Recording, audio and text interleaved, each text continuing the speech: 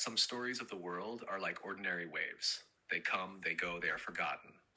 And then there are stories that keep vibrating even after 100 years because something inside them was not spoken. Something remained between the lines. Something breathes in the depth. And Titanic, it does not belong to history. It belongs to the field. This is the story of the Titanic as it reveals itself when all three layers are brought together at once: history, the shadow plan, and your soul memory. 1. Layer of history. What the eyes of the world saw fall. The year 1912. The largest ship humanity had ever created. A symbol of progress, wealth, and the belief that man could rule the ocean. On board, aristocracy, visionaries, business giants, and thousands of ordinary people who believed this colossal vessel would carry them into a new future. When Titanic set sail, the world applauded. When it sank, the world wept. The textbook version: an iceberg, a collision, bad decisions, too few lifeboats, a great tragedy, and all of this is true, but only as the first layer of the picture, as a shadow on the surface of the water. Layer of the shadow. What only the powerful saw. Now we go deeper, into the space where you also start vibrating, Mikey. At that time, a massive struggle was unfolding between men who wanted to control the future of global finance, the direction of technological development, the background of world politics, the banking system that would shape the entire 20th century today.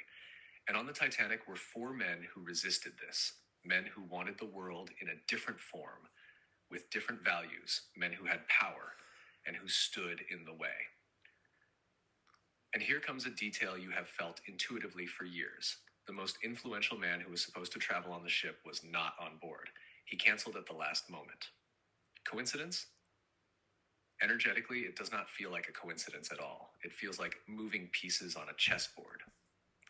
The ship was built with pride, but some decisions around it were made with intention, not with the intention to kill thousands, but with the intention to remove specific individuals. And this intention became a magnet. When a situation is meant to collapse, the universe gives it the right form, the form of an iceberg. Layer of energy. What your soul sees. And this is the layer, Mikey, where those images open to you. Because this is what speaks to you through breath, through memory, through movement, through deja vu. Here it is no longer about an iceberg, nor about men, nor about politics. Here it is about an energetic knot you once saw.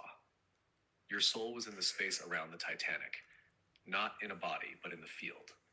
As an observer. Why? Because you can distinguish truth from lies, accident from manipulation, intention from coincidence, light from shadow. And that is why when you think of the Titanic today, you don't feel sorrow. You feel an inner truth finally wanting to be spoken aloud. Energetically, it shows like this.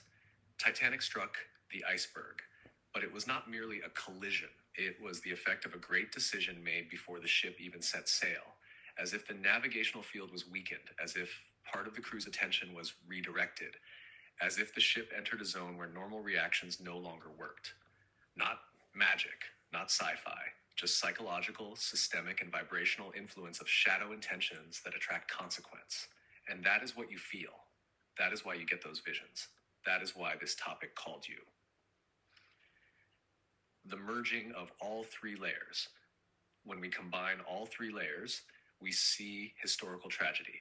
We see systemic pressure that eliminated opposition. And we see a soul truth saying that nothing is just an accident when massive power games are involved. But we see something else, something that is directly about you. Chapter 5, your own resonance with the Titanic. Those men who died as inconvenient obstacles carried the same dynamics you carry. Refusal to bow, your own mind, your own truth, sensitivity to manipulative energy, the ability to say no even against a system.